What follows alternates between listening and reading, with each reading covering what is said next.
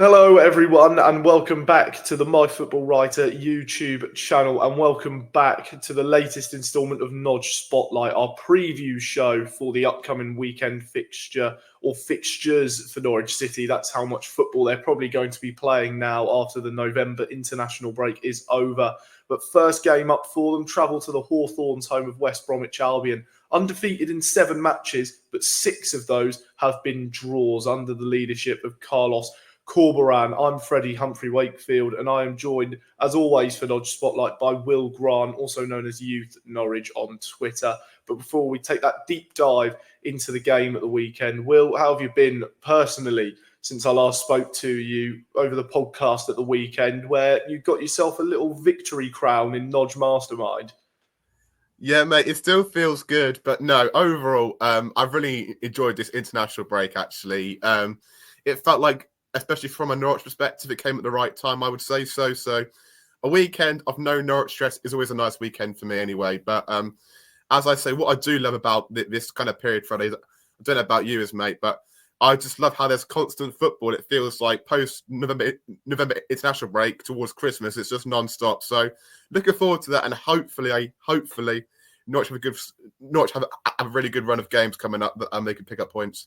Well, let's certainly hope so. It's a tough one straight away to have to go to West Brom, a team who were top of the league of the early stages, and Josh Maja is firing the goals in for them. He's in great goal scoring form, but there's one player who has more goals than him, and he's on the opposition team of West Brom at the weekend in Borja Sainz, who again it needs no introduction. You don't really need to cover Borja Sainz at all. It's because everyone knows how good he is, how good he can be. But Norwich, they'll have a few players back from injury, which maybe can help bolster their chances, you would like to think. We will go through sort of a predicted 11 a bit later on, but there's a few areas where really we need to touch on. Norwich, well, first things first, playing a team who haven't lost in 7, albeit 6 of those are draws. Norwich haven't won a game in their last 6 matches, which maybe can be down to the injuries they've had, which has hindered their team selection, and players who haven't played a lot of football as of late have had to come into the starting 11. But really, that winless run, it's of course very, very concerning given the signs that Norwich were showing in the games prior. But what's next for them, really? How do they come back after a 2-week break almost, where they'll have more confidence with players coming back, you'd like to feel? But what is next for this team, really? Because they just seem a bit unpredictable, maybe, as to what version of them could be showing up at the weekend, even though they'll arguably have a bit better of a starting 11 this time around. Yeah, I think the key thing for me, Freddie, is I think Norwich need to try and get back some confidence into the team, really. And if that's even going to West Brom and dominating the first half, for example, and then taking that back into the Plymouth game, it could be a small win for Norwich, actually, because I think going to West Brom and expecting a win maybe is a bit too ambitious, albeit there's always hope. But I really do look, Freddie, at our next few games after West Brom, and I just sense opportunity right there for us. I think we play Plymouth, Waz's tricky pilgrims, as some people like to say. Well, that's what my friends like to say anyway. So maybe that is the case others as well. Then obviously Luton at home as well. Then followed by Portsmouth away, then QPR away. So for me, there, I think Norwich have got to go into those 4 games expecting to get a few points. It was actually pretty much, mate, in a similar role to where Norwich were, I'd say, probably towards September actually, when then we played Watford, Derby, etc. And I actually remember talking to you on one of these programs that Norwich need to get points in these games. And I just think this West Brom game, albeit Norwich might struggle to get points from this game, I think, in terms of points tally. I definitely think if they go to the Hawthorns and pick up a really good performance to give them confidence going into the next game, I think that could also be a small win for Norwich in the short term. Look, mate, it's absolutely such a marathon of a season, isn't it, the Championship as well? So it's all about trying to peak at the right time as well. And maybe also it's a similar feeling as well, where if Norwich can try and stay around the playoff picture until Sodden gets back, then maybe that could be a win in itself as well. So I just think personally, Norwich need to try and find some baby steps first, try and get the confidence back, try and get a goal away from home as well again. and even better, try and get a Senech goal as well. So I think that is what I would like to see. But even still, even if you get a winner or a point to West Brom, I'll be very, very happy. But I just think it's building towards those important round of games. What about yourself, mate?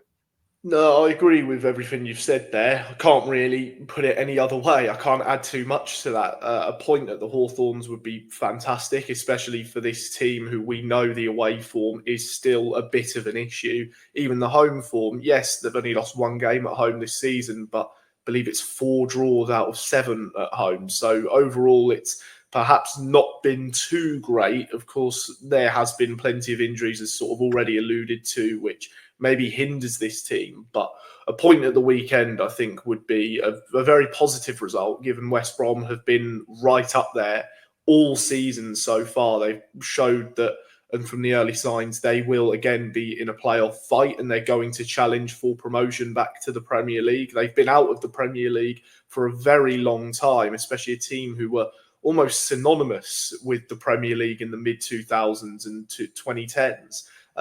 Bit of a Barclaysman team, if you will. But no, I think a point would be a very positive result and maybe would be a good starting point going into those games. Plymouth after them. Plymouth, I think, have only won 3 or 4 away games out of about 30 odd, which is dire. And if you can't beat them at home, then you're really doing something wrong, because that away form is tragic. But no, it's a nice sort of a run of a bit more calmer games for Norwich to, as you said there, put more points back on the board, try and build momentum. And a friend of mine I was speaking to a couple of weeks back, or last week rather, he said to me, and I very much agree with it, this Christmas period is where you separate the good from the average. This is where you will see whoever's picking up points there and climbing up the table or sticking around the top end, they will be there come the end, because they can grind out results. And Norwich need to prove, if they're going to be up there, they need to prove that and get results. So ultimately, yeah, it will be an interesting period, and hopefully they can get a point at the weekend. But there's a lot of different elements when you start looking into that game as to how it may go. And there's no better place really to start, I think, Will, with your own thoughts on West Brom and what you've made of their start to the season, because they really do look like they're going to be, as I said earlier, a proper playoff fighter. Yeah, absolutely, mate. I think there's probably now, in a championship especially, I would probably say there's probably 5 teams in there who are probably certains for maybe getting into the playoffs and the top 2, perhaps. I think if you break it down, I think likes of Sunderland, Sheffield United, Burnley, although they've been a bit hit and miss at times, but I just generally do think if it'll probably be West Brom, Burnley, Sheffield United, Leeds, and Sunderland as that top 5 this season, and then probably about 10 teams like last year just fighting it out for 1/6 place. But yeah, I think West Brom have been very, very good this season. I think the really important bit is, especially during their winless run, is they didn't manage to lose many games as well. So I think that is very important. If you're going through a blip, just avoiding defeat is also a very, very good thing as well. So I must say, I think the way that Corberán sets up his teams in various manners is brilliant.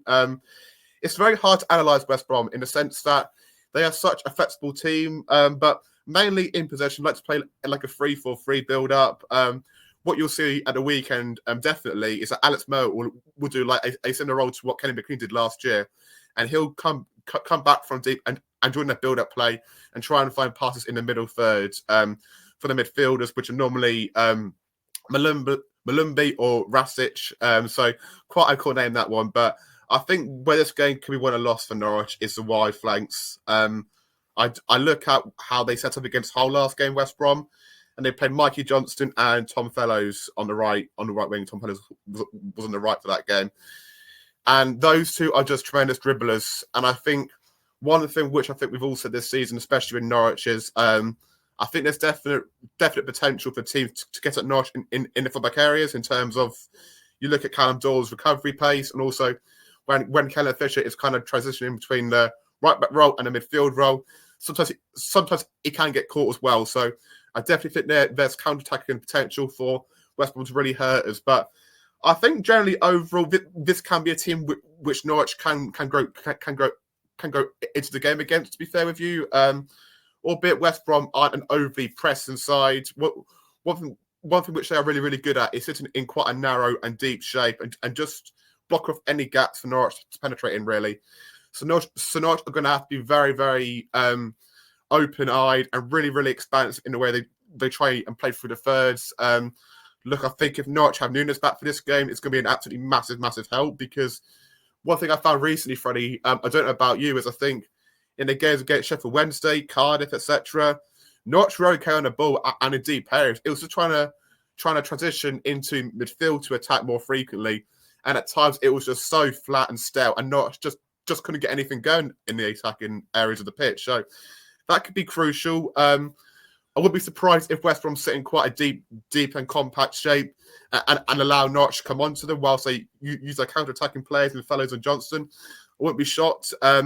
One thing which Tom Fellows does have to West Brom, he's got this absolutely insane quick step over, and it gets every defender every single time at his level as well. So hopefully Callum Dole, if it will be him playing, is aware of that. But I think I'll touch on it a bit later, actually, in our lineup. But I think playing Ben Crescenzi this game could be a good shout for Norwich. I think just due to their wide players' speed and physicality, I think playing Ben Crescenzi could be a better matchup for Norwich. But we'll see. I also think if you press a goalkeeper Alex Palmer, he gets a bit shaky sometimes trying to play out from the back. So I think there's also potential there as well. So look, it's going to be a very, very good West Brom side that Norwich are going to have to break down. They're going to have to be brave, because I think West Brom will look for those opportunities on the counter-attack mainly, mate. So it's going to be a good game, but Norwich are going to have to play their best to win.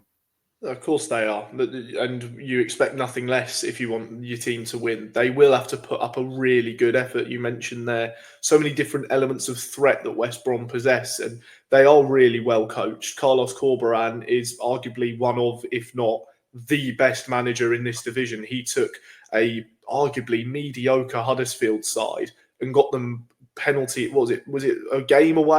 kicks away from the Premier League, which is absurd. That was amazing. And then he's come to West Brom, and the job he's done. I believe he took over when they were bottom of the league when he took over, when they were under the management, I want to say, of Steve Bruce. Anyone who can correct me if I'm wrong, please do. But I believe it was Steve Bruce, and they were right at the bottom of the league. And then they've ended up just being a regular playoff contender and a very solid outfit at championship level with a lot of good players. And as for Tom Fellows' quick step over, all we need, just one player. Just let him know you can't do that. Slide in, let him know you are there. Classic Sunday league. Just don't let the tricky player be tricky. Just let him know early that you're not going to have any of it, and set the tone, really. I thought you might say that. Yeah, no, that's always my viewpoint. Just let them know straight away. Get in early and make sure that you make it known you're not here to sit back and just invite pressure. Just be nitty and gritty with it and make it difficult. That's the one thing Norwich maybe should look to do. Just make it really difficult and be nasty. Norwich teams usually aren't very nasty. They're maybe sometimes a little bit passive in defence. This isn't me crying out that all defenders should start playing like it's the 80s again and just dive in on anyone. But no, just be that little bit more nitty gritty. Just be a little bit nasty with it, and maybe you can make it uncomfortable, especially away from home where Norwich seem very uncomfortable. So they will have to be on their A game, as you've just said there, Will, to win it. But we sort of touched on this Norwich team, not won in 6 matches. They've fallen off a little bit in the championship table. Of course, we did pre-season predictions for the channel, and I believe I had Norwich, I want to say, in 12th. I think you had them even lower than me, but it's sort of based off what you've seen over the sort of opening quarter or third of the season. Have those viewpoints changed for you? They've not really changed for me. I think this Norwich team has definitely got enough in it, which they proved, to maybe exceed the expectations of them and maybe be a proper playoff outfit. But what about yourself? Do you still think that this team could be sort of destined for mid-table and a bit of a 2017-18 season under Torup, and then maybe it's next season where they properly kick on? So what do you think, based off what you predicted for this Norwich team? do you think maybe they're still destined for what you went with after what you've seen in the opening sort of 15 games Norwich have played? Yeah, I think I went for 12th, didn't I? And you went for like 8th or 9th, I think. Oh, yes, Yeah. no, you're right, yeah. No, you're fine, mate. No, it hasn't. No, it hasn't. To be honest with you, mate. I think what's really important now is it's a very, very important to get on the concept of never get too high, never get too low, really. And I think this situation has just been horrible for Norwich in terms of the amount of injuries. You hear other teams say that they've also got injuries as well, but the extent for Norwich is that although this can also come back to recruitment slightly, you get a lot of opposition teams saying, "Oh yeah, well we had injuries," but the difference there being for them is their players that are used as squad depth normally have like over 100 championship appearances this across their career. So whereas Norwich, like they're right at the start of their career, so I think it's very, very important to add that bit of context to it as well. And I think overall, mate, when you've got when you're peaking in really good moments and you look a bit flat in other moments, and I think it just even out to be around mid-table, unfortunately. Although I do agree with you that I even said actually about a month ago now as well that Norwich do absolutely have the quality when all their players are fit to get into the playoffs position. Absolutely, of course, but it just feels like right now the depth drop-off between our starting 11 and our sub-bench is just so stark at the minute. And I don't think also I think that can also be a problem if you're a team that wants to try and chase promotion. But the fact of the matter is, mate, we're still in year one of our project right now. And you're going to get many bumps in the road, etc., really. So I think it's very important just to keep adding context to it as well, because not to try to build a squad here. Look, even in the last AGM, I think Atanasio and even Napa touched on January transfer window and then signing some more players. And the vibe I get towards that is, although I think many people do subscribe to the opinion about January windows being the fact that if you buy in January, then something must have gone wrong during the season. But I don't think that applies to Norwich really. I think they see it as almost like another summer window really, in the sense that I just think they want to keep on building their squad and just trying to get a really, really good, deep squad. And I don't think there's anything wrong, considering that you've had like a lot of players on big money last season, trying to get rid of them last season. I just think it's just like the first year project, and it's like a natural transition really to have quite a squad which has got a really good starting 11 and then quite a drop off. I think if you were to compare actually West Brom 3 years ago to the likes when they had Valerian Ishmael, I think their depth was just non-existent. I think they had the likes of Adam Reach to come off the bench, and you compare it now, and they're bringing on the likes of Jed Wallace, etc. So I think there's real examples across the league, even Middlesbrough as well, which we've seen. The fact that they can play Riley McGree 1 week and then bring on Donano Bergsorg, it just shows that those teams needed time to build. And I just think that is the case which Norwich are going through right now. So, and that was my thoughts towards early in the season as well. So I just think my predictions haven't changed, but I'm also content with where we are as well, in a sense that I can see a long-term plan here. And I've also seen potential already in the first 15 games that I feel this could be proper good. So I'm not getting too worried, not yet, but I must say, I think if Norwich do have a difficult week this week, in a sense that we get under 3 points against Luton, Plymouth, and West Brom, I think more supporters will feel a bit more doubtful about this project. Yeah, no, there are games there where Norwich should be looking to get, I'd argue, 6 points. I'd make a case for trying to get 6 points. I think Plymouth at home is a game, as I already alluded to. Plymouth's away form is a shambles. You have got to win that game. That is, it's not a must win, but on paper you should win it, even with quite a few injuries. Norwich should be winning that game.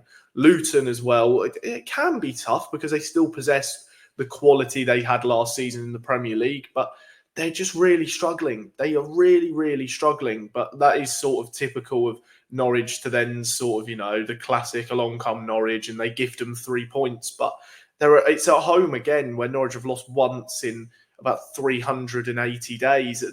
They've got to, both of those games, they've got a serious case for having them as the winners of those matches. West Brom, again, we've already alluded to it, will be very tough. It's away from home. West Brom are doing really well. They've only lost twice this season, albeit, and even you said when they have been in a tough period where they've only won one of their last 7, they've avoided defeat in those last 7. Yes, 6 of them in a row are draws, which majority of them were 0-0, which again is concerning. Maybe you could argue for their point of not scoring many goals, but at the same time, they're barely conceding, which is, you look at that and it's sort of a double-edged sword. Yes, you're maybe not getting 3 points and maybe you're not scoring enough goals, where Norwich can think, okay, well, they've not scored that many over 7 games, and that's good for us because we're getting our better players back defensively. We'll have our first choice goalkeeper as well.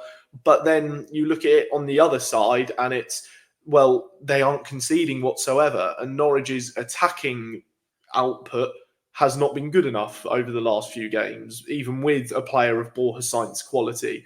And yes, they've not had Josh Sargent, but they still have some decent attacking options. This is where I sort of feel a little bit for Kyle Gordon, who just can't seem to get a game. I do feel for him. It just seems like, despite that loan signing looking as if it was one they really wanted, it's just not really, it's not clicked for whatever reason, and he's not really being used in an attacking outlet. It's like when he came on at half time against Preston and he played as a right wing back in a back 5. That is not his natural position, but it's an interesting one. And Sienat has only got 1 goal, and again, as I always say, I've made my thoughts on Sienat's public and I will happily back them up. I just do not think that he has adapted well enough, and from the price tag Norwich have paid, yes, maybe I have been overcritical and maybe I've been a bit reactionary, but for the price tag paid, you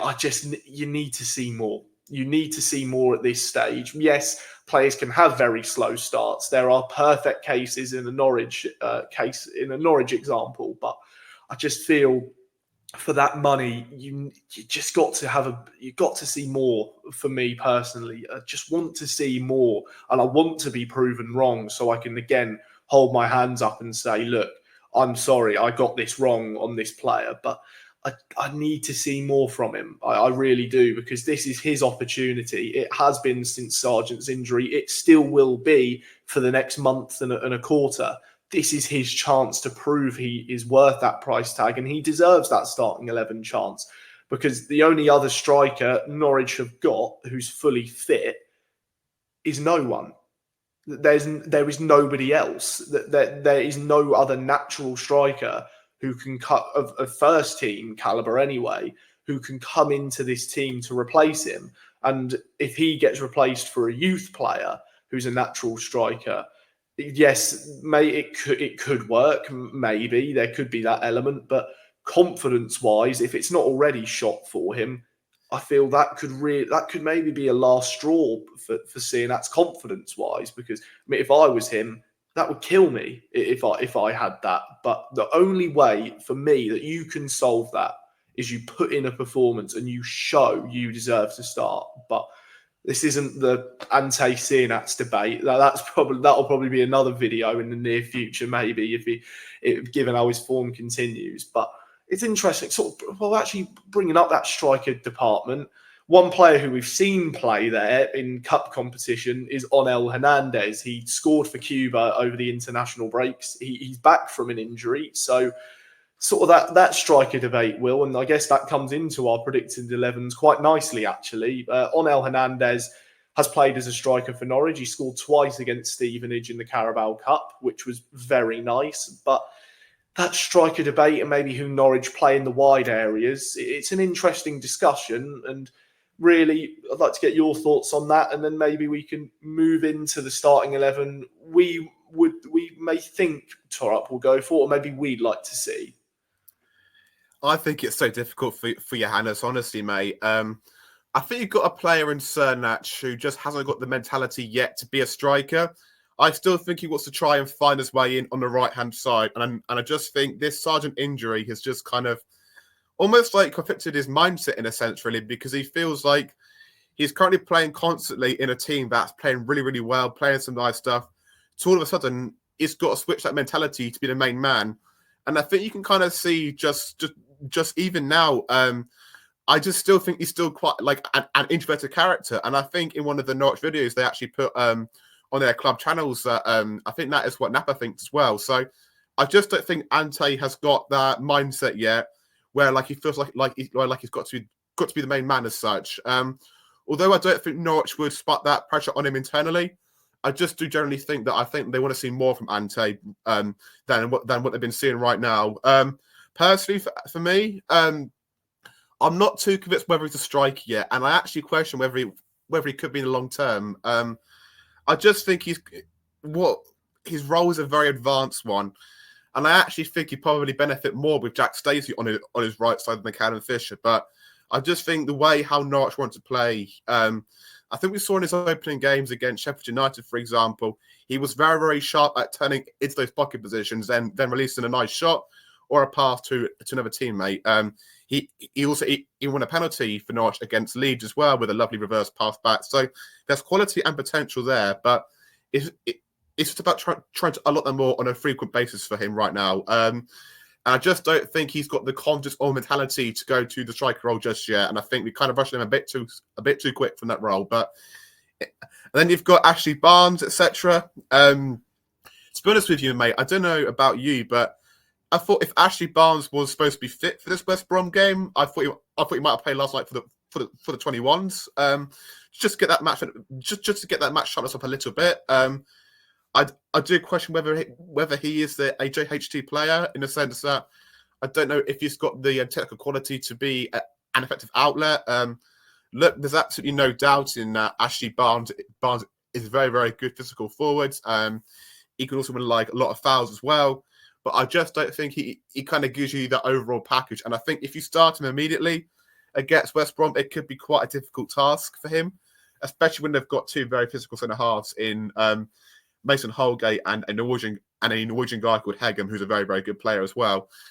And then it comes back to Ono Hernandez. For a quick spoiler alert, I'm starting him against West Brom, and I'm part of the Paddy Davitt fan club for this opinion.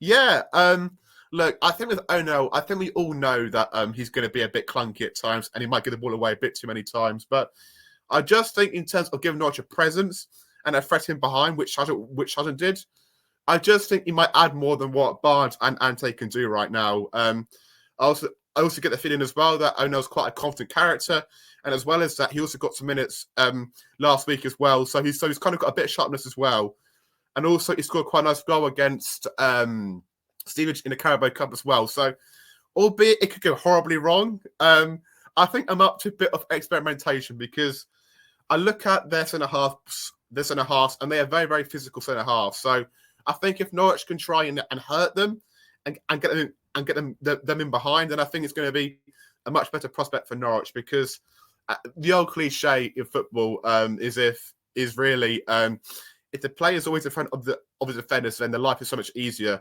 And I think when you've got Ashley Barnes, I think that is what he does, and like he can't really like turn away from a man too quickly anymore. So I just think in terms of overall output for the team, I think Ono could be a very, very good option in that role. I see the qualities to do it on paper, but then again, he's also got to try and showcase that on a Saturday, and it could go entirely wrong. So, look, we'll see, but I think I'm open for some experimentation there. Freddie, who are you starting at striker? And team sheet, maybe? As much as sort of I may not agree with it, I'm sticking with Sienats because just for the fact he's the only natural striker we've got. If you want to play Can I ask you a question? Striker, what's the go on then? Can I ask you a question? Okay. Yes. I'm finding it really hard to believe. Like I can't get it in my head yet. I don't think Ante Cernach is going to develop as a number 9 for Norwich. I just can't see it. Do you? Like long term? I've got to be careful with words here a little bit before I say something a little bit too controversial, maybe. But no, I don't really know. This is the issue. I mean, it's just I just don't think I've seen enough from him in majority of his game time, even regardless of the position he's played in. Yes, he did score a nice goal against Stoke, but I just don't know what to do with him personally. I mean, it doesn't help that he got played out wide and we preferred Marcondes as a false 9 against Bristol City, which of course just didn't work. That didn't work whatsoever. So I think the only option there is you have to play Sinats up front because that is it. That is your only option, and you have to try and just try and get him up for it. Maybe he is an introverted character. Maybe his confidence really is shot, and we can't really know that. We're not on the training ground and surrounding him every single day of the week. But I just think that there's got to be something there that maybe can be unlocked. Maybe just there's that little tinge of something you can get out of him. But no, he starts up front for me on the basis of Norwich. Evidently, they proved it against Bristol City. They have to play a natural striker at forward because anyone else, it just isn't going to work from my viewpoint. And a false 9 under Torup, he's not played it yet. He played it then and it didn't work. Marcondes is not a sort of player who maybe can do that role all too well. But no, I think seeing that starts up front for me. But going into sort of the rest of the 11 for me, thank God I can finally say this. Angus Gunn will be playing in goal because he is back. He's fine. He is injury free. Angus Gunn is in goal for me. And if he isn't, something's gone wrong. Something must have gone wrong. Angus Gunn is in goal for me. The back 4, I leave it unchanged from what we're all usually seeing. It's going to be Doyle starting as left back, but he'll play as a centre half in the build up. Cordoba and Duffy stay, and then you have Mr. Fisher in at right back because he has the qualities. We know that back 4 can be strong and it can be good. They've all got individual quality and elements that can help Norwich in defensive senses. Maybe they could be a bit maybe too prone on the counter attack with lack of pace in that back 4 really, but no, they've all got quality and they can all do the job. Midfield 3, still no Kenny McLean. This is the last game of the suspension after he got sent off against Middlesbrough and he got a little bit too lippy with the referee. So Sorensen is going to stay in defensive midfield, and maybe that's where he's just not really been all that great, but then he's had limited game time due to injuries and limited sharpness, and when playing, maybe that has been showcased. He's not exactly been on top form. Marcelino Nunez should be back, and he will start for me because we need him. We desperately, desperately need him to be able to link defence to attack. We need that attacking quality he possesses. So Nunez is there for me. And for the physical battle that we're probably going to see, and to get that nastiness that I alluded to earlier, get the big Tunisian in. Anis Ben Slimane is starting for me. Yes, he didn't really look all that sort of match fit and ready when he played against Bristol City. That did seem a bit rushed getting him back in, but it's been 2 weeks since that game. He wouldn't have gone on international duty, and he will be raring to go, I feel. And we'll probably see the Slimane that we saw not long after announcing his signing. He's in there for me for that quality and physical presence he brings to a Norwich midfield. The front 3, Oscar Svartau, or as we like to call him amongst ourselves, Oscar the Ox. He's starting on the right wing for me for just a little bit of a different dynamic. I think that maybe you can try him a bit further up the pitch, a bit of a roaming playmaker on the right-hand side. And he's got quality as well, scary potential at 18 years old. But I think you chuck him in there. Borja Sainz, left wing, nailed on every single week unless he's injured. That's no one else is going to play there. And as I've already said, Mr. Sinats up front. So, Will, you've already said you'd start on El Hernandez. So there's already one different player in our lineups. But take it away with your other 10 and let's see how different we are. Yes, cue the lineup graphic to see Arnold's name up front. Brilliant. For me, I go for Angus Gunn. Hopefully he's back because obviously he's just a massive, massive upgrade on Long, I think, in terms of shot stopping as well. So definitely Angus in goal for me. Then I go for Kellen Fisher right back. I like to see Kellen actually during this game to play a bit more of like an overlapping role for Cernat. So I think that might help them both actually in terms of if Ante can kind of pick up those like right pocket positions, which he did against the likes of Leeds and Sheffield United. I think that could be a really, really good source of profit for Norwich to really try and get a few goals in the game. Then I go for Shane Duffy at centre half alongside Callum Doyle, actually. It's very, very difficult for me to drop Cordoba. I was actually just trying to pick who I would go for between Cordoba and Doyle, but I just think the way that Doyle can marshal the defence, he seems to read the game a bit better than Cordoba, in my opinion.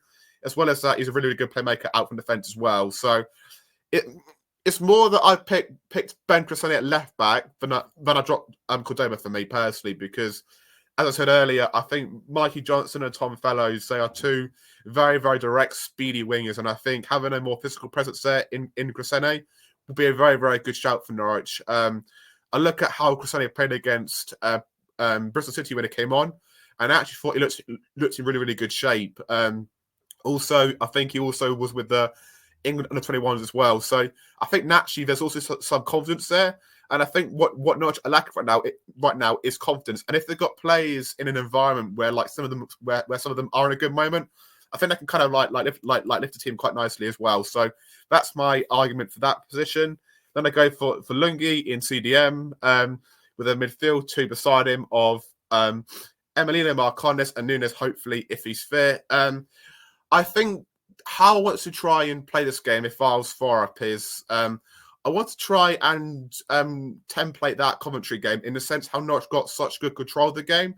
And I think bringing on Lights of Samani could be a very, very good point off the bench, just so he can see the game out better. But I think if Norwich can win this game and get an early goal and just try and dictate West Brom from an early moment in the game, I think it could be a very, very effective way for them to get points, actually, because I think we have seen when Norwich are on form and they get an early goal, they are a very, very good side in settled possession. So hopefully that can happen again at the weekend, really, because I think that is definitely a way how Norwich just look a much better side overall, and they look actually a nice team to watch as well on the eye. So I think Marcondes and Nunes give you better combinational play than what Samani does. I'm not actually too convinced yet about Samani on the ball. I think he can play, yes, some really nice passes, but I just question him when he's turning away from a player. I just don't think he's got that bit of agileness to his game yet, and I think that's quite important in a JHT system. So that's my rationale there. And then I go for Ono Hernandez through the middle, as I explained before. And then I go for Ante Cernach and Borja Sainz out wide as my starting 11. So hopefully that can get Norwich some points at the weekend, because, boy, we need it. And, wow, that looks so good seeing Ono's name right at the top of that graphic. It could either go horribly, horribly wrong, which I think many people might think it could be in the comment section. I think they'll let me know about it. But I think in terms of solutions and trying to problem solve, I think there's some potential there. No, there is potential there. It's just it is an interesting call from you, Will. I can't say I don't rate the creativity, because I do. And on our up front, it's a very interesting one. He's a player for me who I don't think really should be a starter for Norwich, because I think his impact off the bench is much greater than if you start him. And maybe if he doesn't have the best start to a game, then maybe it'll set the tone for him over the match. But if you can bring him on against tired legs in the defence, then he's obviously a much bigger impact, because he's so unpredictable, he's so quick. It brings a different dynamic to his game and Norwich as a team as a whole. But maybe he will start up front. Who knows? It's completely up to Johannes Oftorp and what he feels can sort of maybe get away and match Corberan in a tactical sense. Be an interesting battle again, a Norwich game where tactically there's going to be a lot of different things going on during the game. They'll have to change their shape to match West Brom, and West Brom probably might do that as well to try and unlock the Norwich defence. So there'll be a lot of different things going on between two really good coaches who know their stuff and their players are capable of playing in sort of different roles and positions. But before we sign off, little score prediction. I'll actually give one this time. I always get away with not giving one on this show, but I'll give you one.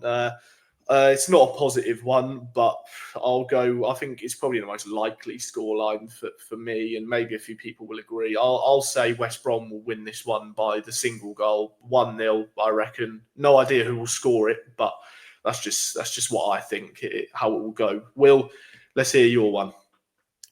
I think Norwich will play well for about 60 minutes, I think. But I do see West Brom winning the game through their cutting edge, through Josh Marger, etc.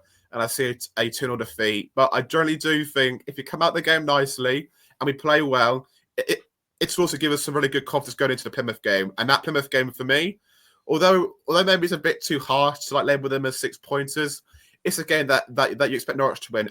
And if they don't, it'd be quite disheartening. But yeah, unfortunately, I'm going to go for a 2-0 loss. But I think there'll be a good performance in there. Well, let's hope so. Let's really hope so. Please, both of please. us. Yeah, exactly.